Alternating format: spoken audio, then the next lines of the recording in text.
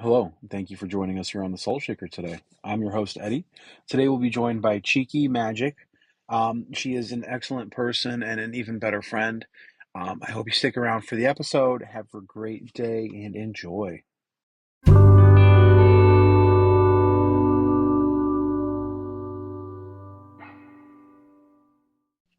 So welcome, Cheeky, to the Salt Shaker podcast.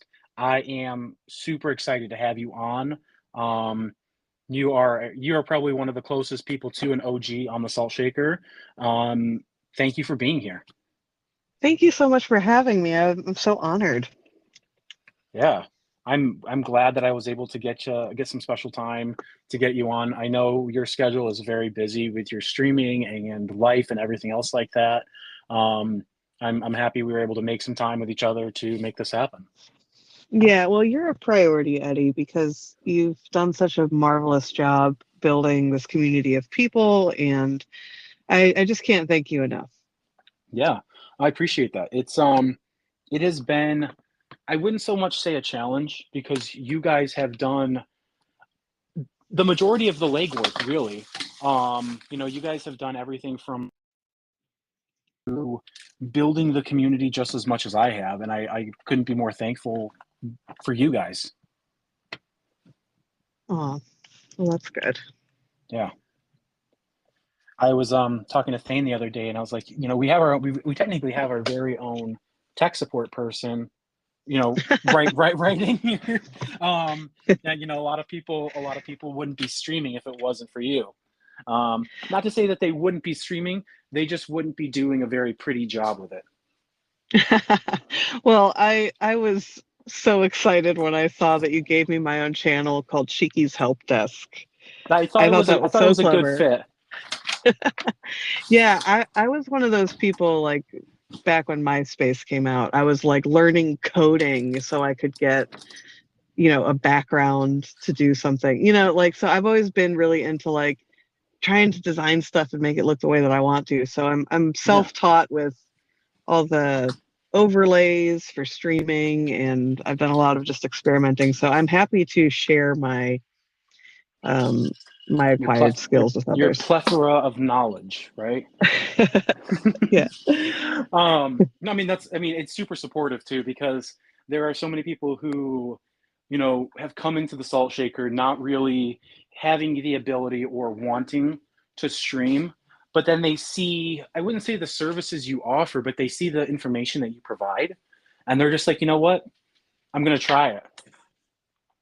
Yeah, and that makes me very proud of them, for like going out on a limb to do something that they didn't think they had the capability to do. And the other thing that I always like to do is make sure that everything I use is a free program. So literally anybody can like download these apps and build from the ground up without having to spend money or subscribe to things. Yeah, and I'm a huge fan of Canva myself.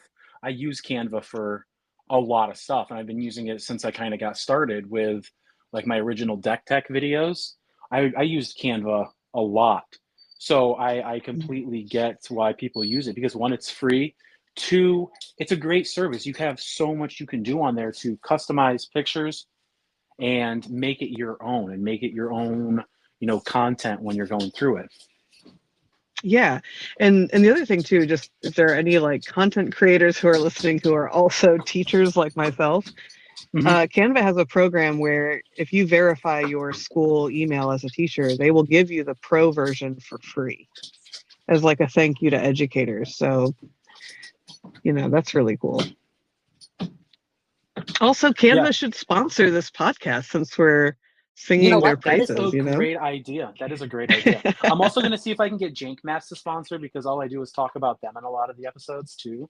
So, we're going to Oh, go yeah. for a lot of sponsors. Um, but, no, I mean, Canva is such an excellent tool for new content creators because it Hmm. provides you with your own way to really make your channel about you. Absolutely. Like branding. Yes, exactly. I mean, I have a brand thanks to you and your ability, like because and it looks awesome. I think my new profile picture looks awesome. I've gotten a lot of compliments on it, and I've seen all the work that you've done for everybody else. It really, it kind of makes you you. Aw, offering that service to thanks. everybody. Yeah, it's fun. I kind of have a personal challenge to not allow anybody's logos to look alike. Like I'm sure there's like some trademarks to how I construct them or, but I try to get really like ask questions about people's personalities and their preferences and Hmm. aesthetics so that everybody gets something that feels really special and custom and representative of who they are. Yeah, absolutely. I totally get that. Um, everybody's unique in their own way, so having a unique profile picture definitely helps. Mhm. Yeah. Yeah, yeah. Um, so, for all the viewers out there, Cheeky is over on TikTok. She's also on Twitch. Cheeky, tell them where they can find you.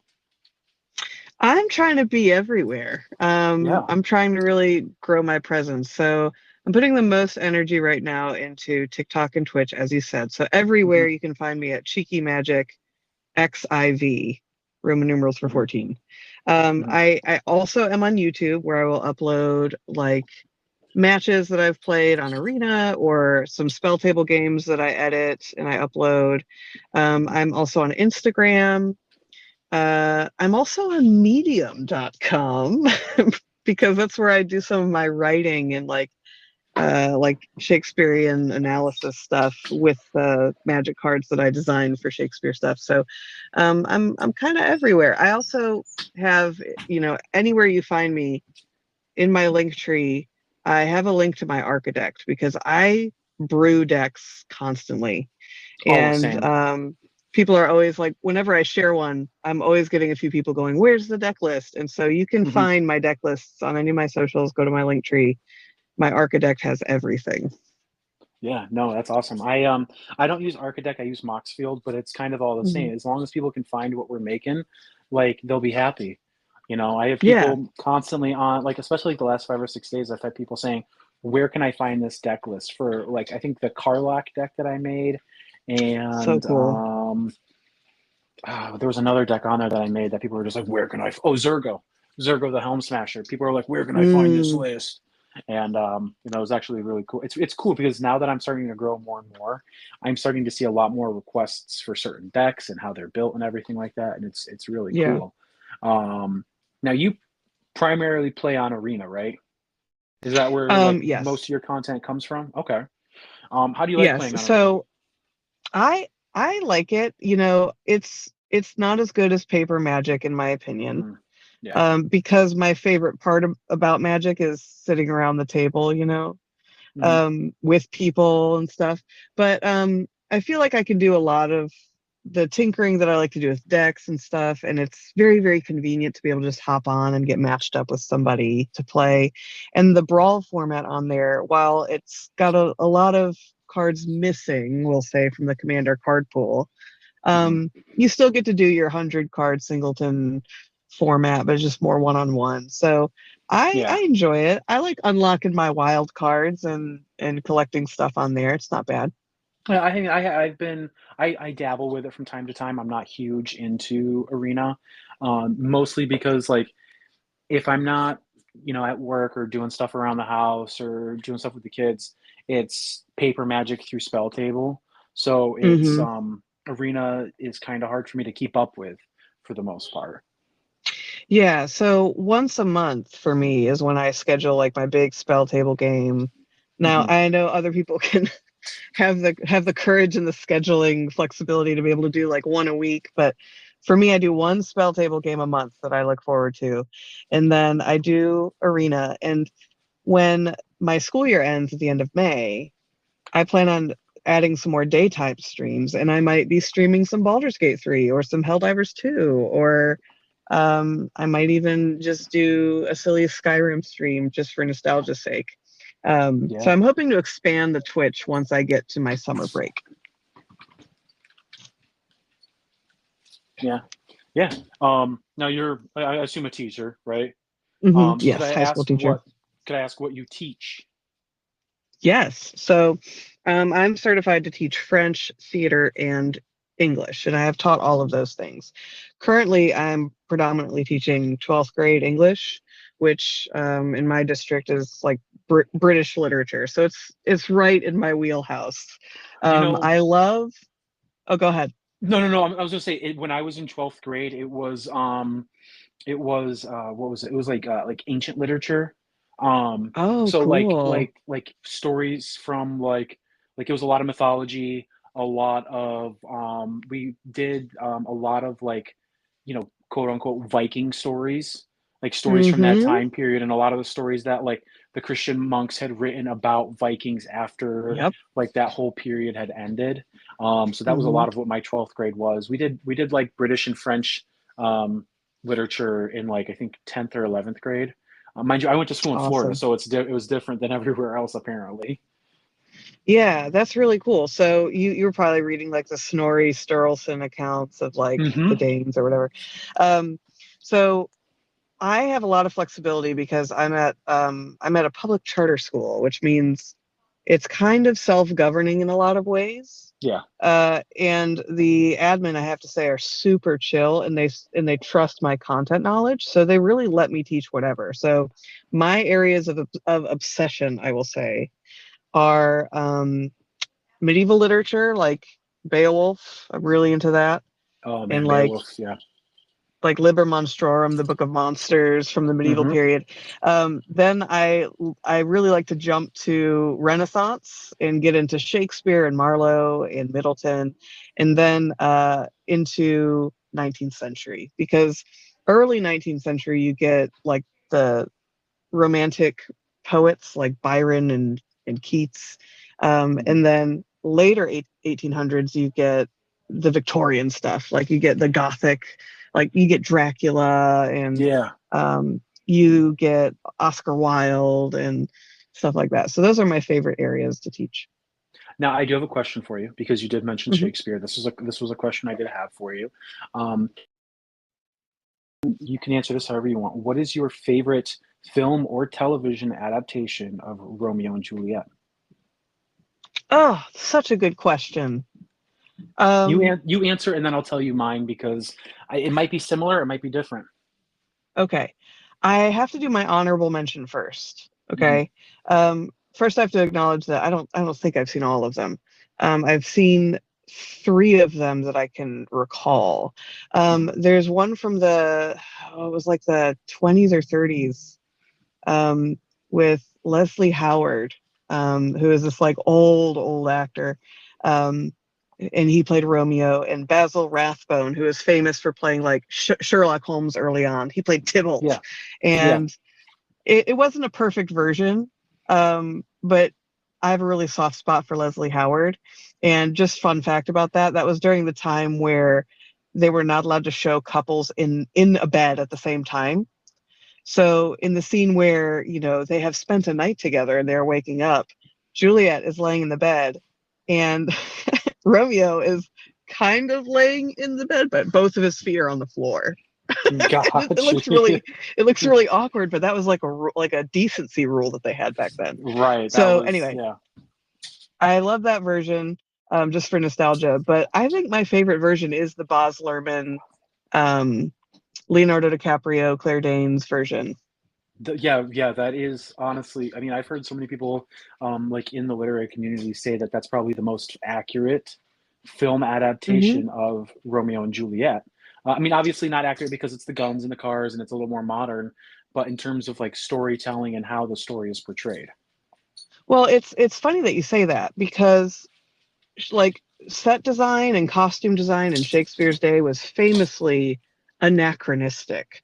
Like their costumes, like if they were doing Julius Caesar back in Shakespeare's day, they would have togas over like Renaissance doublets. Like they were blending time periods back then. So Yeah. for this to be in the 90s in like, I don't know, it's supposed to be Miami or something.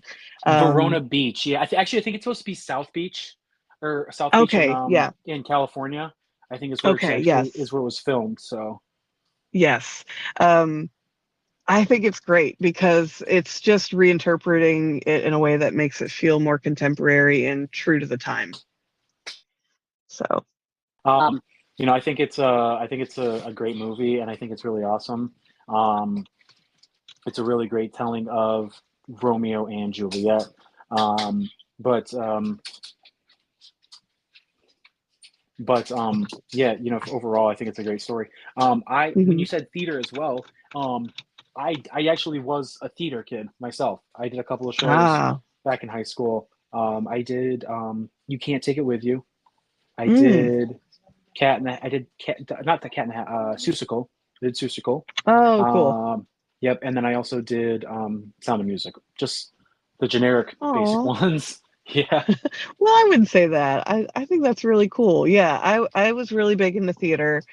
Um, that was one of my majors in college. I double majored in French and theater, and that's really when I got into like all the Shakespeare stuff like really intensely. Hmm. Um, they didn't really have it wasn't a BFA program or anything, so I didn't have like concentrations. But if you looked at my transcript and you looked at the courses I took, like between like the Renaissance theater, and I would like go over to the English department to take like specialized Shakespeare classes, I would say that my concentration was Shakespearean performance. Um, Gotcha. it's just my favorite thing. Gotcha. Um, so my next question is also to do with Shakespeare, but to do with magic as well. What got you into like focusing? I wouldn't say focusing, but a good bulk of your content comes from creating Shakespearean Magic the Gathering cards. Like, where did that idea come from? Yeah.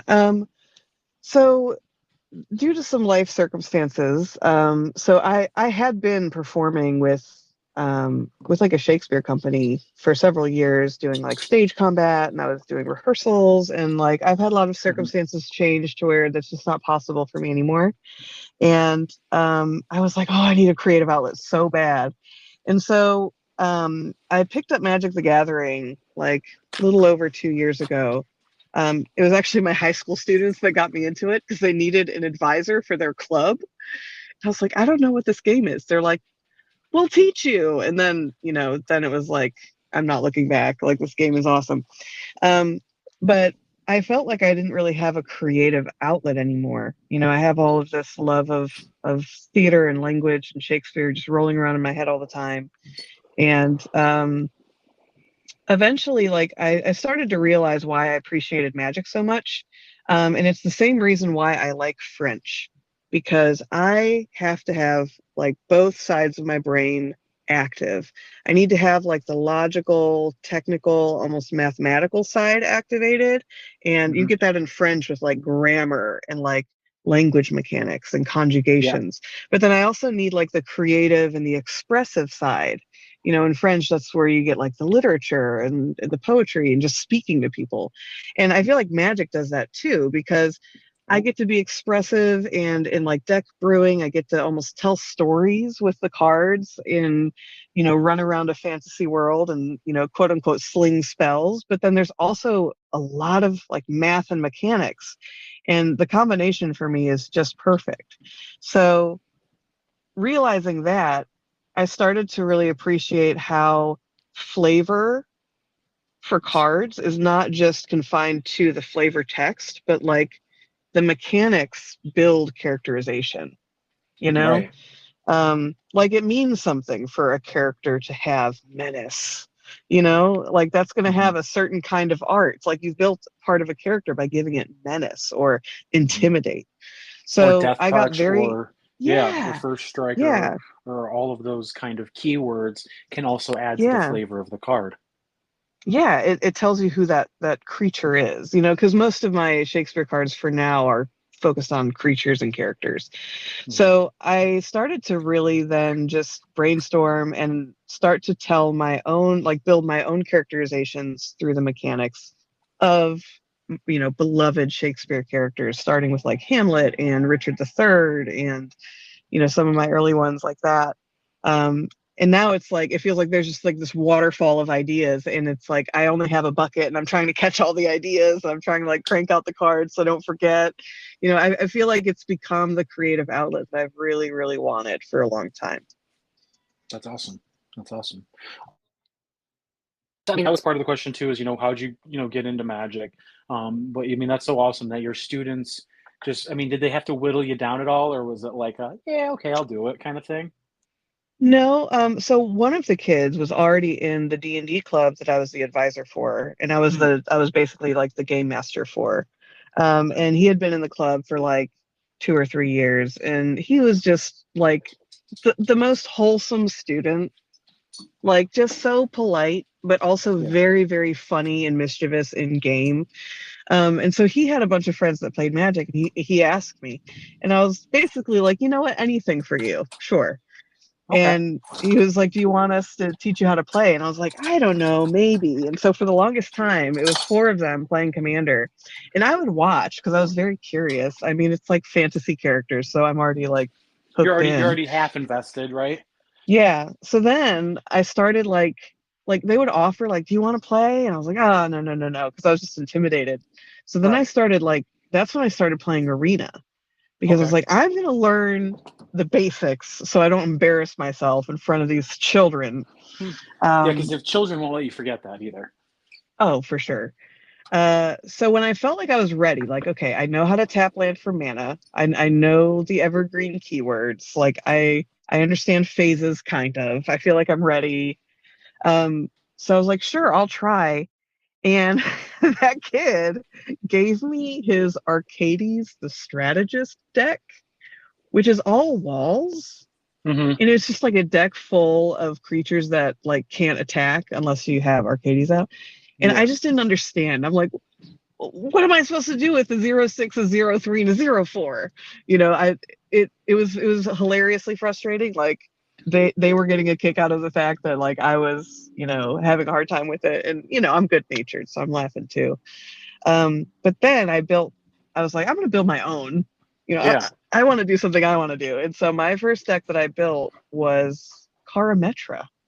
Oh. So, you know, the Selesnya God of Harvest. Yeah. And it's so funny because that is completely not my vibe anymore. I Yeah. am not a I mean, Selesnya I gal. think the first game that we played together was you had Coma. I think that's the one you played, right? You played Coma? Well, you thought Coma was the commander because Coma wouldn't freaking go away. No, that's right. But the Who was the commander commander? was Yorn, God of Winter. It was Yorn. It was you couldn't keep Yeah. Yorn. That was the thing. You couldn't keep Yorn out, but you we also couldn't get rid of Coma.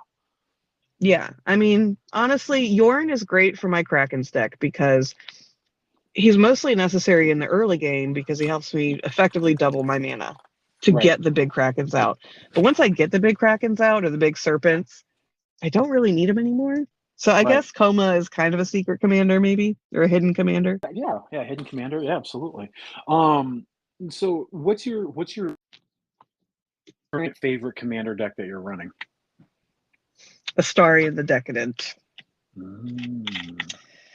My favorite color combination in Magic the Gathering is Orzhov. And I've had this like kind of core set of Orzhov cards that has been through several different iterations and several different like it's been several different decks. Um, for a while, it was Lisa Shroud of Dusk. Okay. Um, you know, where everybody has to pay 2 life anytime they cast a spell. Yeah. And it started out as like an Angels and Demons deck. I'm very much into Orzhov because number one, if you look at what I like in Shakespeare, I love the history plays with like kings and people who are ambitious for power.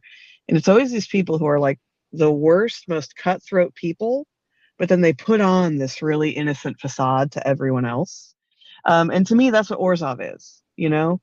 Um, and second, I like Orzhov because I think something about it resonates with my ex evangelical, like childhood religious trauma that a lot of us in the Bible Belt here have. Um, you know, because like you look at the most emblematic land of Orzhov, the godless shrine, you know, and I feel like I've seen quite Yeah. a few of those in my life. So I think it's healing for me to sort of like confront it in this color combination. Sure. Yeah. Um, but when Astarion came out, I was very excited because my favorite things to do with Orzhov is just to life gain, life drain. Like Hmm. to just keep tipping the scales back and forth. And I don't actually love combat that much. So that kind of deck is great for me because it's like I can just perform game actions, and everyone just starts dying. It's great. So I'm actually playing him on my stream in May. No, in May.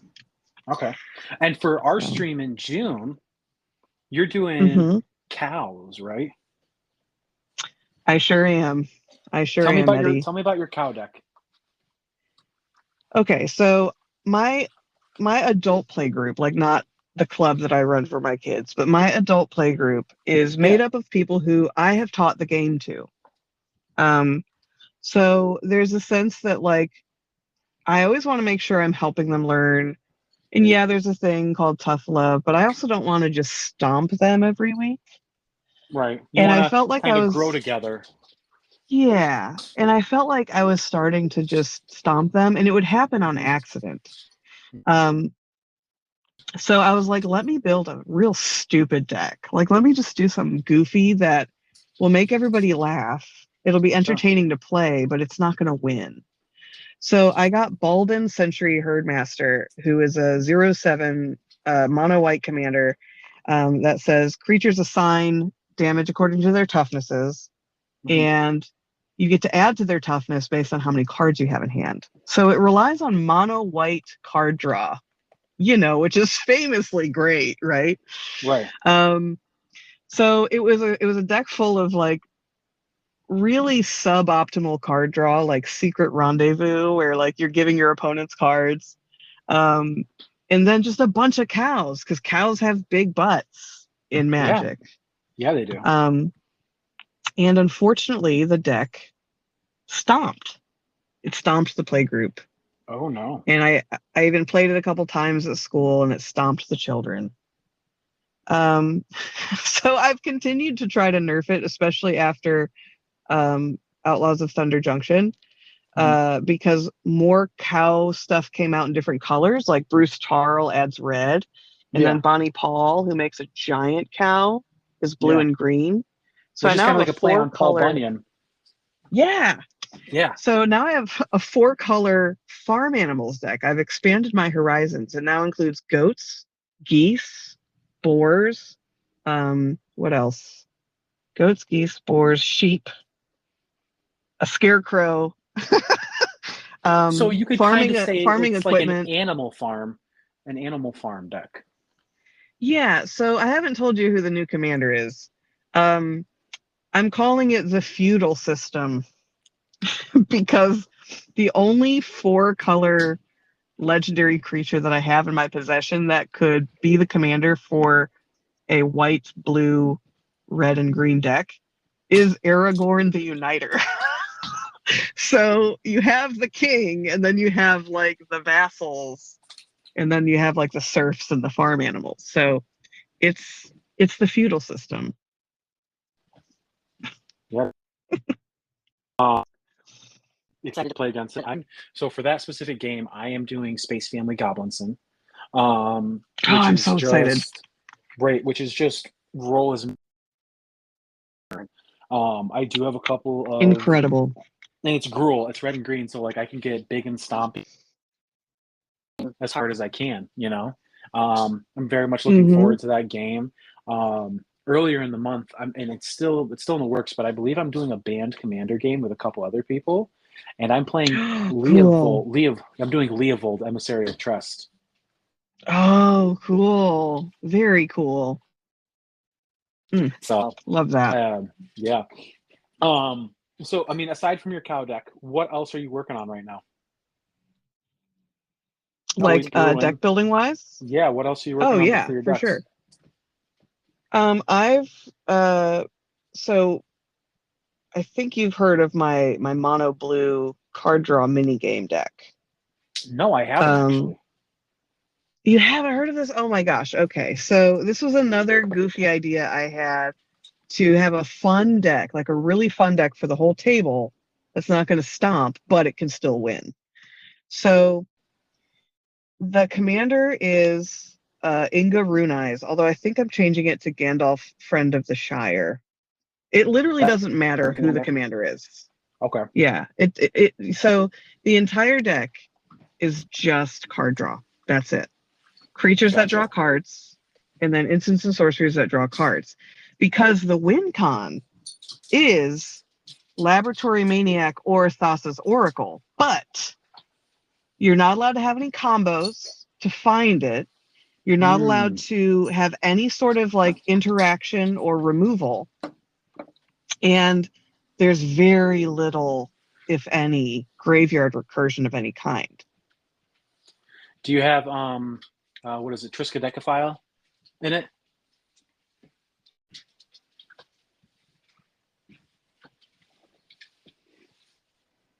Hear me okay? Now I can hear you. Can you hear me? Yes, I think I cut out for a second. What was the you're last good. what was the last thing you heard me say? Your win con is Lab Maniac and Thassa's Oracle, but you can't combo for it. You can't search, you're drawing as many cards as you can to try to find them. Yes. And so I have mill cards in there, but they're only for myself because once I find them, then I start milling myself. So it's Right. highly telegraphed. Everybody can see the moment I get one of my win the game cards in hand because I start milling. So then that's when everybody panics. They're like, "Oh no, she's got it. We have to kill her." So then it's a race of like, "Can you kill me before I get to the bottom of my deck?" And Gotcha. it's really fun because nobody gives a shit what I'm doing. Like, I'm just a side quest, no one cares what I'm doing. Right. I'm not hurting anybody. I'm not countering any spells. I'm not doing anything that's annoying blue stuff. But then the second I start milling, they're like, "Oh no, we have to kill her." And then it's like a race. So I'm really proud of that one because it's so much fun. It's really fun. Do you run Triskaidekaphile in that deck? If I had it, I would. I built this deck out of like a bunch of cards I had in my bulk. Because I pulled Thassa's Oracle from a Theros pack. And I was like, I'm never gonna do the demonic consultation with this because I don't think it's fun for me. But I wanted to use Thassa's Oracle. But I was like, can I make Thassa's Oracle fair? And you know what? I think I've done that. I think I've done it. Yeah, I mean, a Thoracle win is a Thoracle win. Yeah. No matter how you get there. Yeah, absolutely. Yeah. So I'm assuming that your favorite colors in Magic are blue and green. Is that accurate, or is that not the case? Blue, white, and black. Blue, white, and black. Okay. Typically, white, black are my favorite. I love Orzhov. That's what why did I say blue, green? I was thinking of your Serpents deck for a second there, and I was like, she just said Orzhov. Toma. She just said Orzhov. No. Like, I'm so sorry. My brain turned off for a second there. No, that's totally fine. But blue is like my very next one. Like, I love Orzhov, and then right after that, it's like Esper or just like blue, straight up blue. Yeah. Which Esper's is funny because I was one of those people that was like, I'm never going to be a blue player, and here I am. I try to avoid being blue, but a lot of my decks now include blue and green. It's just how I've been building them, and I really wouldn't give up. I don't think I could ever give up blue and green because of what they can do for me and how I know I can play them so well. Like, my CEDH deck is Kinnan, which is Simic. Oh yeah. So it's the colors that I need, and it's a win almost every single. I mean, it's hard for me to lose with that deck. I think I've gotten the piloting down for it so well, but by learning how to pilot it better, I think I've become a better blue-green player. And I never wanted to be a blue player, but like, it wins. It wins. So yeah, I totally get it. I mean, especially CEDH, like blue is so beautifully preventative for like everybody else's strategies, especially since like right now in Magic, I feel like there's so many creatures and things that have like enter the battlefield effects, right? So it's like, a lot of times it's not enough to let it land and then remove it. And that's where blue is really great. You got to stop it before it even touches the battlefield and triggers everything else off and gives them the win con, And I mean, I run into that. My Shalai and Halar deck which was my Voja deck that you guys played against. I converted it back into Shalai Halar, and it's Hmm. just as powerful as I remember it. I actually went out Yeah. and got as many of the green counter spells as I could that prevent people from playing blue, because I run so many infinite combos in that deck. If I can get them on the board and I have Shalai on the board, like it's game over. You know, I can burn the Yeah. board out and not even blink twice. I helped a student build a deck.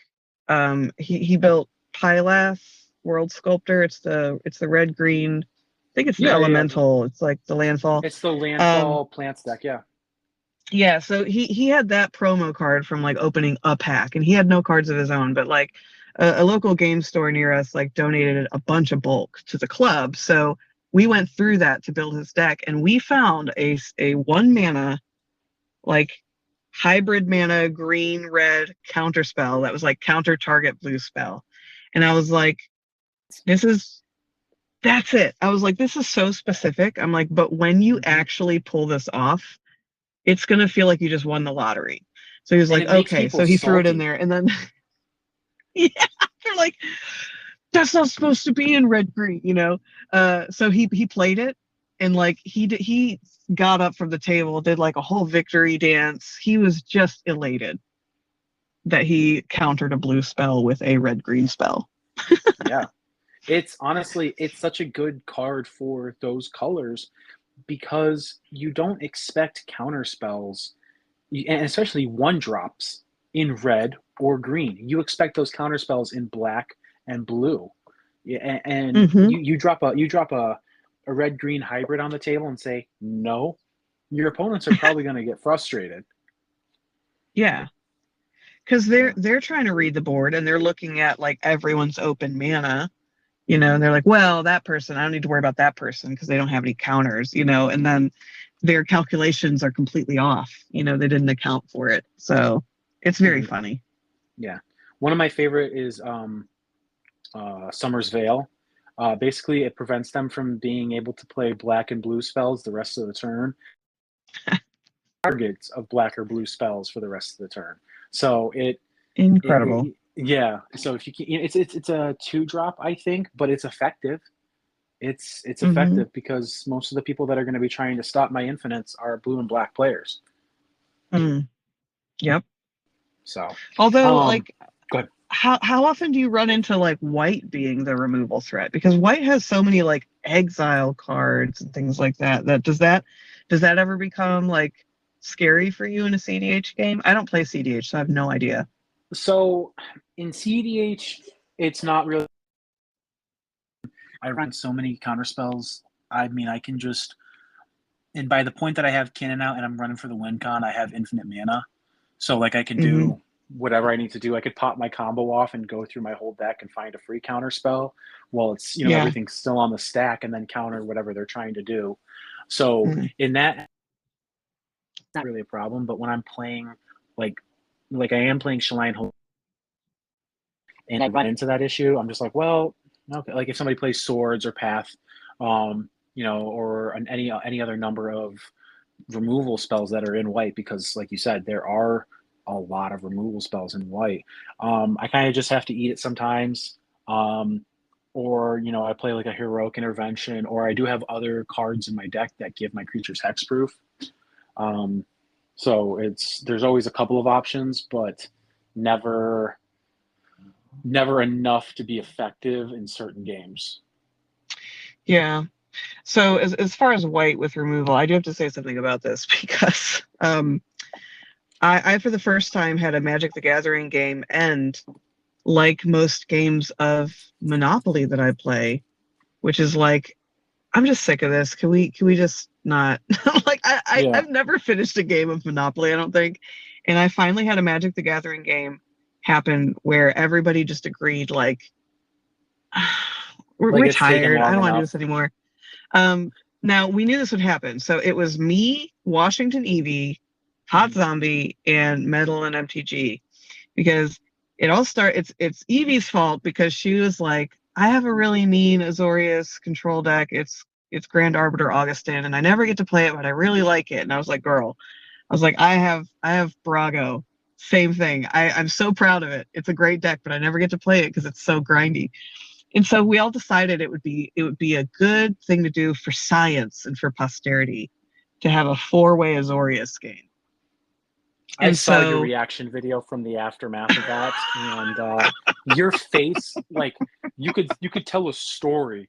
You could tell a I 1,000-page story with just the look on your face after that. I stitched myself from the before and then Hmm. went straight to the after, and I feel like I had aged. I had aged like 5 to 7 years. Like my face had aged.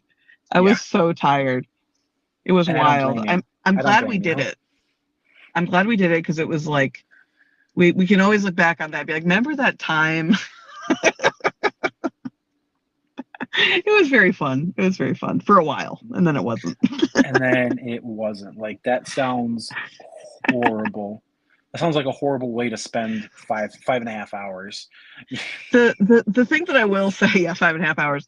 The thing that I will say is like when you go into a game like that, knowing it's gonna be like really miserable, you take everything in stride so much better. Like no one was salty because No, we because were that's just kind of expecting like it, right. That's the you that's know? the preconceived notion of, hey, just so you guys know, this is gonna be like eating glass, but it's gonna be fun. A fun time eating glass. Yeah. Yeah, so it's like, oh, I'm gonna board wipe for the fourth time, or I'm gonna bounce everything back to your hand, even though you've rebuilt 3 times, and we're just like, okay. Hmm. Hmm. Yeah, that sounds great. That sounds great. I'm gonna go and just walk away now before my frustrations come out, and I'll be back. Absolutely, sounds great. I mean, it Um, wasn't even that. We were just like, yeah, this might as well happen. yeah, exactly. No, but I mean, because like you said, when you say, "Hey, this is the deal," everybody knows the deal, and then nobody, or at least nobody, complain, you know, about the Yeah. situation. Yeah. It just kind of So made everything funnier, and I yeah, guess that's evidence that the rule zero conversation is super effective. absolutely, absolutely. Um, so we're getting towards the end, but we still got some time. What Hmm. is something you have planned for the future for yourself for like, um, your content or Magic the Gathering in general? What is something that you plan on doing in the future or you hope to do in the future? Um, so I've been very, very inspired by creators like Ristic Studies and Spice 8 Rack, who do these like kind of longer form videos on YouTube where they really like go into detail, like they research things, they go into detail and really explain things and focus a lot on like art and lore. Um, and I was kind of interested in doing something with my Shakespeare card creations because Okay. I did like a informal survey to my followers. Just like I made a video and I got a bunch of responses. And I was like, would you prefer a video that is less than 5 minutes or more than 5 minutes? And overwhelmingly, I got both. Everyone was like, we like both. And Yeah. so um, I now am like, I've kind of like I've made this whole Google sheet where I'm like planning everything out. But I'm now looking at when I make Shakespeare cards or any kind of literature cards, because I'm doing like Beowulf and Oscar Wilde and stuff now. But I'm going to post content that's just images. Okay. So it's like this takes no time to consume. And then I'm doing like quick explanations, like less than 5 minutes. Here's the rationale behind the card. And then like I really want to this summer maybe try to create like a long form YouTube video version of like, okay, here's the card. Now here's the deep dive into the lore. Here's like the video essay, about the Shakespeare play and then how it ties into magic mechanics. I'd like to just try it out and see. My favorite character in Hamlet is Horatio, because he's very mysterious, but he's very trustworthy. And I've already created his card, but I'm kind of holding back on releasing it because I think he's the one that I want to do my first long form video on, like on Okay. YouTube. So I've got some time to kind of think and plan. Like I definitely want to figure out how to up the quality of like my recording and like filming and do some more like in front of camera stuff and like find more creative ways to incorporate like the actual text of the plays and things like that. Yeah. But that's kind of like my next thing that I'm looking to expand into. I think that'd be really fun. Gotcha. Yeah, no, that'd be awesome to get a little bit more longer content videos. Um, Add more to the platform that's definitely not getting banned. um, Oh I yeah. mean, TikTok was a great place for all of us to meet each other. I hope it sticks around. Hmm. But it's good to see that people are already branched out to other formats and other platforms, so that way they could um, just be ready for it in worst case scenario kind of deal. Yeah, I So, refuse to get um, on like Twitter or something. but I mean that's great. You have a lot of ideas for a lot of your platforms. Now you also do cosplay? Is that something I understood correctly, or is that something you're going to try dabbling in? Um, so I really like costuming. So Yeah, as a theater person, I have two closets. I have can you hear me okay? yeah, I can hear you. You're good. You're coming in Okay. crystal clear. Okay. I have my regular clothes closet and then I fully have a costume closet from like all of the past shows that I've like built stuff for. Hmm. So I love to dress up. Like Halloween is my favorite holiday for that reason. So I'm not really into cosplay. Like I don't do anything on like a really professional level, Sure. but I am going to my very first MagicCon. Well, not MagicCon, but convention. I'm going to Right. Command Fest in Atlanta, Hmm. and I wanted to do like not like a full-on cosplay that would be super uncomfortable and ostentatious, Right. But but I something to wanted to kind kind of of do like a soft cosplay. Like I'm going to allude to a character that I really like, sure. um, in a way that like you can kind of tell like, oh, okay, this kind of all goes together with that, but it's not like an exact costume replica or anything like Gotcha. that. I'm not that talented. Gotcha. Gotcha. That makes sense. Yeah. Now I hope to someday be able to attend a magic convention of some kind. I'm hoping Hmm. this year I get to go to Vegas. If not, that's also okay. I can always plan for next year. Yeah. Um, so we're coming to the point in the episode, Cheeky, where it is your turn to ask any questions you'd like of me. Oh, cool. Okay. Well, something I was actually wondering. So, one of my favorite things that I like that you create are your deck tech videos because Mhm. number one, they always look super sharp, but you have such like clear and focused builds for your cards, and you can just scroll through the posts that you make and just see all like the entire deck list in a way that's really, really neat. Um, what is like the next type of content that you are interested in kind of like branching out into? Um, this is this is down the road for me a little bit to make happen. Um, but have you ever seen like Tellurian Community College or Commander at Home where they have people come in and they play together? Yeah. That's my next big goal. My next Mm, little goal in terms of content, I want to start branching back into um, just just memes and stuff like that. I just want to try to be funny yeah. again. I don't want to just sit here and I feel like if I make a deck tag video every single day, one, I'm going to drive myself crazy and get bored with it. But Yeah. two, I'm going to run out of commanders eventually. So I don't know about that.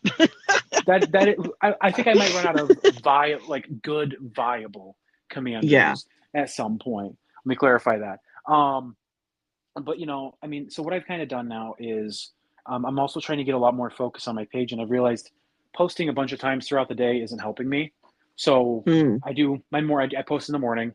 Maybe if I have to, I'll post later in the day. But hmm. it's more mostly focused on morning when I'm kind of getting my day started.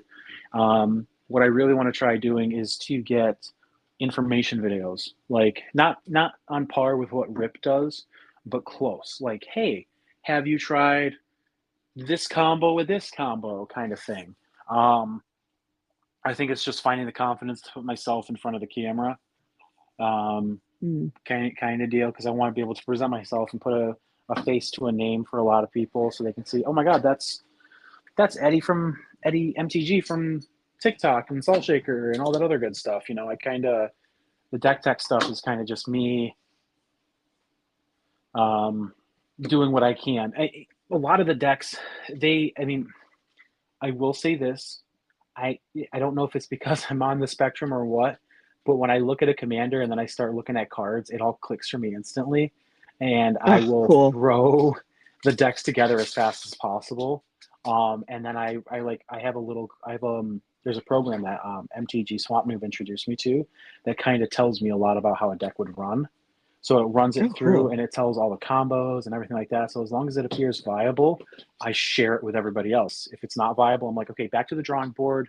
Let's try this again. Let's make this work. Let's make this happen, and really get the thing going. So that way, um, people can get their daily dose of Eddie. Yeah, I think that's awesome. Like Magic the Gathering really does tickle the brain for neurodivergent people. Like speaking as one, like that like hyper focus of like Mm-hmm. the world has gone away and I'm building a deck. Right. That's like very relatable. I have one question. I have Yeah. another question about your deck building. Yeah. So you brought up like not great commanders. Mm-hmm. Would you accept a challenge to build a good deck with a not great commander that I recommend to you? Ooh. Do I have to assemble and play it? Or can I? No, So yes, then yes, because no, no, I no. don't I don't like it's not that I won't spend the money to try to build it. It's like, why waste the funds when I Right. could put them into other decks? If you gave me a commander, and I Mm-hmm. have done this because I did one of the hardest decks I ever built. Somebody had messaged me and said, "Hey, I request this deck." It was and Oh yeah, tough. Gale and Agent of the Iron Throne, which has like I did so much research on this deck. It took me almost a month to build it Wow. because of other limitations, but there is no reference point for that commander in that background. Like there's Yeah. nothing out there. I think on Moxfield's MTG Go Fish and Architect total there was 4 decks that had ever been Wow, built with that's this crazy. combo. So I was like, you know what, I got to do some research. It's going to take me some time to actually put this deck together. Um, and yeah, so it was. Oh no, I'm sorry, not Gale. Vol, Candlekeep Researcher, and Agent of the Iron Throne. Oh, weird. Yes, it That's was. cool. It was basically about taking as many artifacts as you can, and also making other things artifacts, and Okay. then using what it was it. Um, so like the win con was like biotransference or something like that. Okay, So yeah, no, I can yeah, see that. making everything artifacts and then destroying everything that's not an artifact and like swinging out. Well, I would challenge you if you accept the challenge. I would challenge you to like build the commander I'm going to name. Hmm. But when you post the deck list, the last page has to be like those viability stats. And it has to be like, can you build a deck out of it that's a 7? All right, I got Moxfield pulled up so I can start the deck list so I don't forget. What is the commander? Angus Mackenzie. Are you familiar? Yeah, that's actually not that bad. Okay, cool.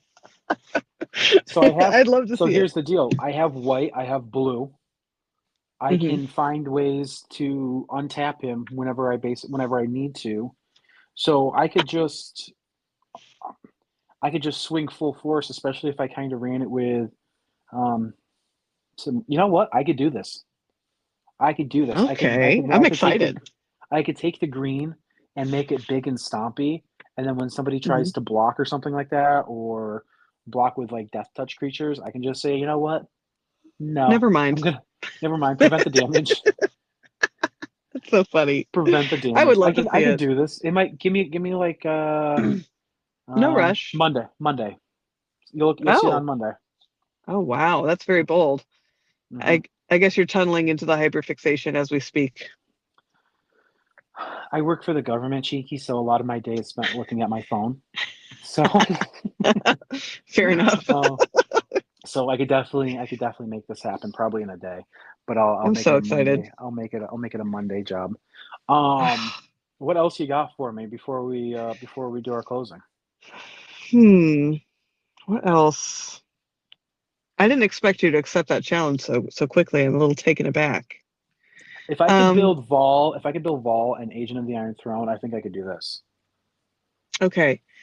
My question for you is, um, do you have a favorite Shakespeare play or Shakespeare character that I should put Hmm. on my to design list? Oh, favorite Shakespeare play. So I'm not super big into Shakespeare.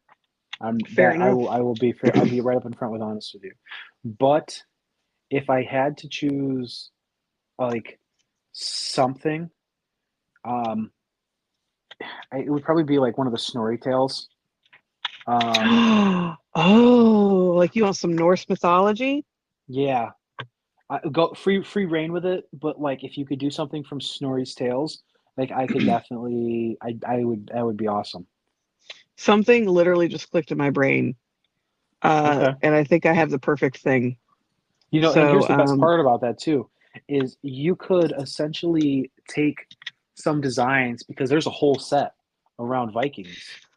there So is, but I don't know that I need that because I I don't think think you what I'm do. going to build for you is very niche, and it is Okay. not a character that was covered in Call Time. Okay. Okay. Um, so you know, you have your challenge, I have mine. Um, Love it. you know, with that being said, I can't thank you enough for making time to be on the Salt Shaker podcast. I really can't. Cheeky, you have been an awesome friend since day one. I'm so glad that you are a part of the Salt Shaker family, and it's amazing to see how many people turn to you for assistance and help. And you kind of have, like I said, I kind of gave you your own little help desk. Yeah, Um, it's great. you know, and you saw a need within the community and you took charge and you like made it your thing. And I'm so thankful for that. Well, I have to return the gratitude. And this is something I've not said to you yet. But the Salt Shaker Discord, um, there are a few like female or female presenting creators in there. Hmm. But it is very guy heavy, but it has been such a safe place. Like I don't get any creepy LGS vibes. Like if you know what I mean when I say that. Like Oh, I a lot of 100% do. times, yeah, like going to an LGS as a female Magic the Gathering player, you get things explained to you a lot. You get talked down to, you get weird comments made. And I've never had a single weird thing said. I've never even had my gender factor into conversations. And it's been so, so nice to have a place like this to where it's like not threatening. I'm Hmm. not being judged. I'm not being like looked down on or looked sideways at. Like And it somebody's really not just is. mansplaining to you how a card Yeah. works in a deck that you built. And like you, Eddie, you lead by example a lot. Like just with the way that you welcome people, and how respectful you are of everybody. Like you have really set the tone. Like you and the people that you've chosen like to help you build it from scratch. You've really set a really beautiful tone for the space. And so I can't thank you enough. So thank you for having me. Thank you. I appreciate that. Side note, so I'm going to tell you a creepy LGS experience really quick. My Oh no. wife stopped to pick up a card order for me, and the Hmm. entire store stopped to stare at her. It was just like, and Like, it was like creepy stares. Because my wife, she's a very beautiful person. She's decently attractive. You know, to me, she's like super attractive. But like, she's a very, you know, she's a. I don't know how I landed her because I look like Shrek. But anyway, she went to an LGS from what she told me. She went to my local shop that I always place my orders to. They know me mhm. very well. But I don't think they knew her. And she goes in and asks for my order using my name, and like everybody just stops and stares like, man, that's Mm, Eddie's wife? What? So, that's really weird. yeah, oh, 100%. I totally understand the creepy LGS experience. Not from my own perspective, but from somebody I know's perspective. But Yeah. I've seen it firsthand, like at Lord of the Ring pre-release over last summer. There Hmm. were a lot of new players because it was Lord of the Rings, and there were a lot of girls, and there were a lot of guys at that pre-release. Mind you, it was like 75 people. There were a lot of guys that made a lot of those girls uncomfortable. Oh, I hate that. Hmm. Yeah, there's one time I just went to the game store with my sister, to just play some games, just me and her. I went to the bathroom and I came back. I wasn't gone for that long, Eddie. Hmm. And like the men had converged around her and they were like all Ooh, trying to, like, she was almost surrounded. And I like walk right up there.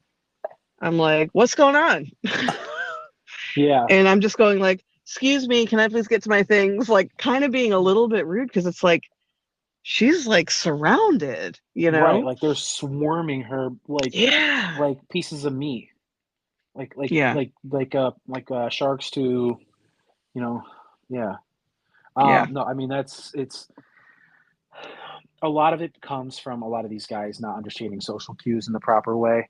And a lot of Hmm. it comes from, I hate to say this, I don't know if you've ever seen them, the alpha male dating coach videos on TikTok.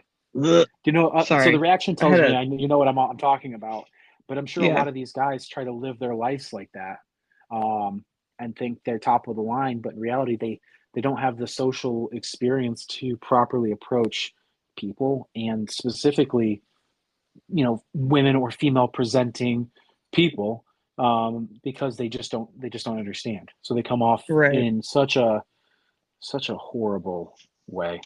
Um, But like I said, like kind of like with what this community is, like people come in and they see everybody treating each other very equally, nothing creepy going on.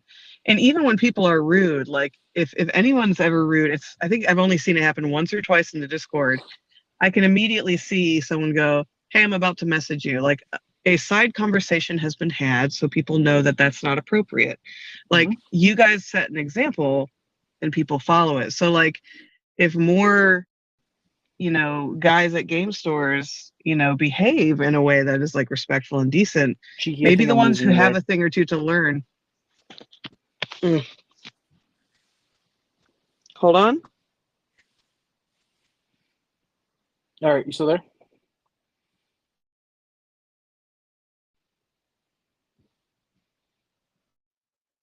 Can you hear me now? I can hear you perfectly. Okay. Yes, Um, but but no, people who maybe have yeah, a that's thing or kind two of to the learn environment. can like see Yeah, other people doing it right, you know? right. And that's kind of the environment I wanted. I wanted it to be a safe place for people to get together and not just talk about magic, but talk about everything in life. I mean, there are so many channels in that Discord because people ask for them, and as long as it's reasonable, I make it happen. you Hmm. know and I want it to be a place where people are respectful of one another, and we've had a few bad apples.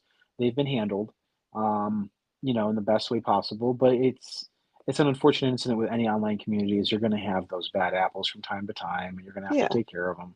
So it's totally understandable. Once again, Chiki, I just want to say thank you for coming on tonight, and making the time to be here and taking time from your busy schedule to be a part of this.